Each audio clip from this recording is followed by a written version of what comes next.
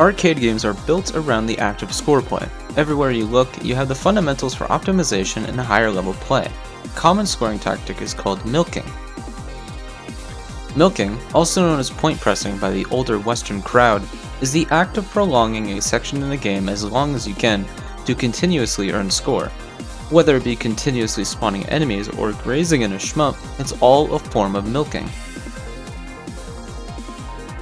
While some people may see milking as kinda cheap or boring, I think it's very important for these games. It allows you to think outside of the box and figure out ways to prolong your survival for extra score.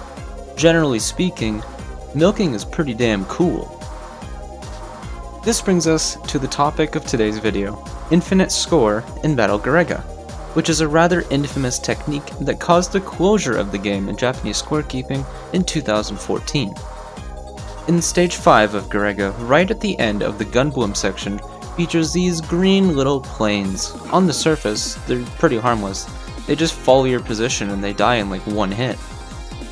However, you can make these green planes circle you if you position yourself correctly. Doing so at this section of the stage causes the stage progression to screech to a halt. While the screen background is scrolling quickly due to the assumed appearance of Nose Laughing Mark II, it just never spawns. When enemies are on screen, certain bosses don't spawn, such as the two Black Hearts, Glow Squid, and Nose Laughing 2, as the game is waiting for the stage to be finished and dealt with before it sends a boss at you. While this little plane circles us, we have to discuss the secondary topic of today's video, infinite patterns, which is also known as leeching. What is an infinite pattern? To put it in simple terms, an infinite pattern is the concept of milking gone wrong. It's a way to play for an infinite amount of time while still earning score, whether it be due to a lack of a timer, abusing a glitch, or checkpoint milking.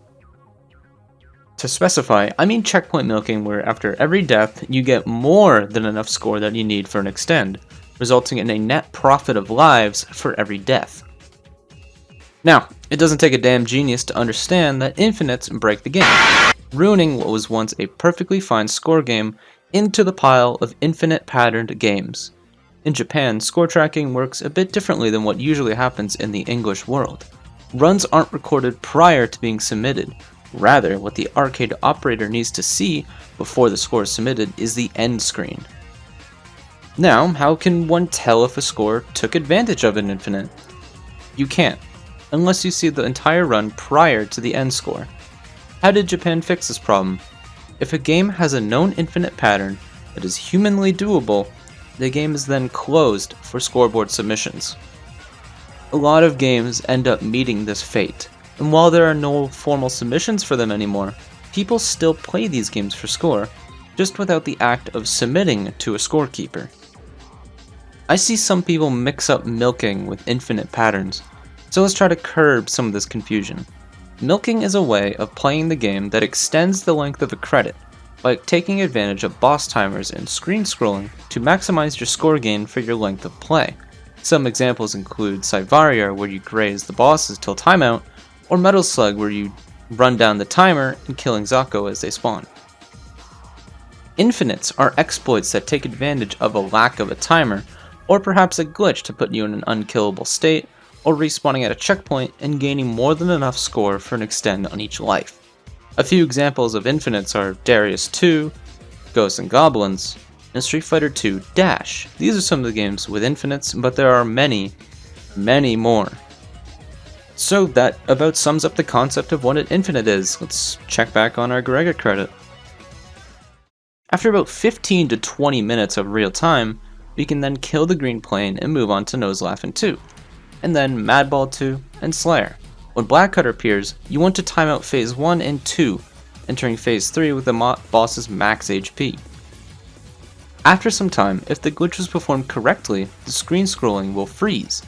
This is the start of Garegga's Infinite. To keep it simple, the way Garegga handles its boss timers is based around the global stage timer. When a boss spawns, it takes the current stage's timer and then adds a certain amount to it to let the game know when to time out the boss. But, while normally not possible, the stage timer can max out, and if the timeout frame number is past the max, then the timeout never happens, resulting in a boss that will never time out. When the screen stops scrolling, you know you got it. You can milk tech points against Blackheart 1's wings forever, provided you're good enough to dodge Blackheart 1 for an extremely long time. After about 6 to 7 hours of perfect play with Miyamoto, your rank will be maxed at 100%, but you'll have counterstopped Garegga. Congratulations. To conclude, this infinite stirred up quite a bit of controversy in the Garegga scene when it was found, and inevitably caused the closure of the game.